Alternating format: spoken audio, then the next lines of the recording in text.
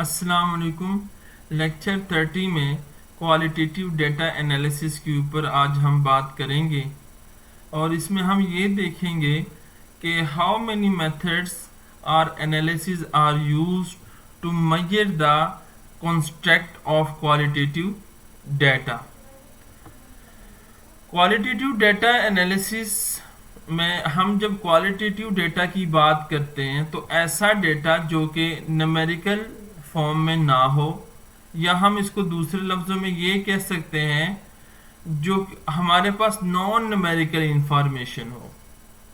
ये ऐसी इंफॉर्मेशन हो जो कि हम इंटरव्यू के through transcripts, notes, videos, audio recordings, images और टेक्स्ट या डॉक्यूमेंट के फॉर्म में हमने कलेक्ट किया हो।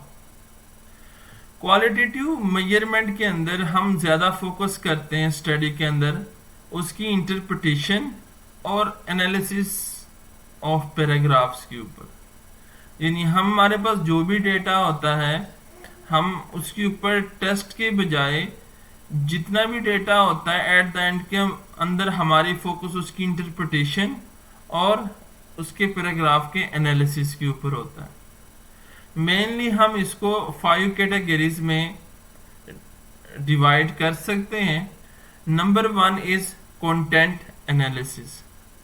कंटेंट एनालिसिस एक ऐसा प्रोसेस है जिसमें हम बिहेवियरल डेटा और कैटेगराइजिंग वर्बल जो है उसको हम क्या करते हैं, उसको क्लासिफाई करते हैं, उसकी सेपरेट कैटेगरीज बनाते हैं अलग-अलग, उसके बाद फिर उसको समराइज करते हैं, मुख्तसर करते हैं और इसको टेबुलेट द डेटा और उसके बाद हम उसकी टेबुलेशन करते हैं कंटेंट एनालिसिस के अंदर।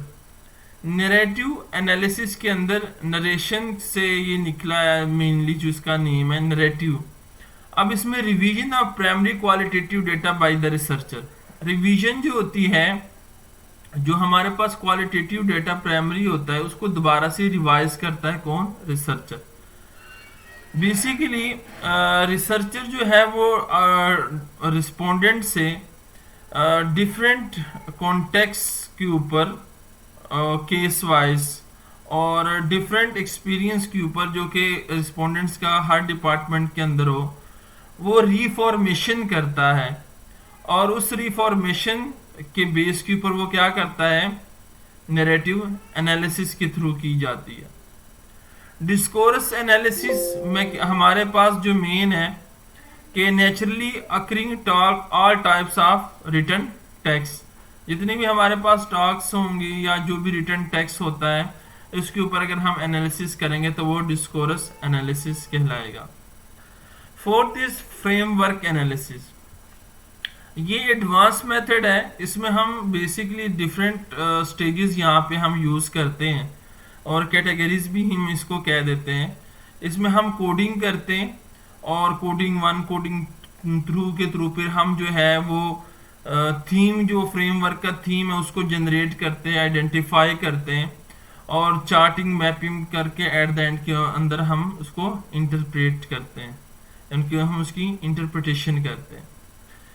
ग्राउंड थ्योरी जो है वो हम क्वालिटेटिव डेटा एनालिसिस के अंदर यूज करते हैं। ग्राउंड थ्योरी में हमारे पास जो होता है single case to formulate a theory. हमारे पास कोई एक सिंगल केस होता है, उसके बेस के ऊपर हम थ्योरी को फार्मुलेट करते हैं और बाद में हम एग्जामिन करते हैं उसके जो रेलेवेंट केसेस हैं कि आया वो इस थ्योरी के अंदर कंट्रीब्यूट हो सकते हैं या नहीं।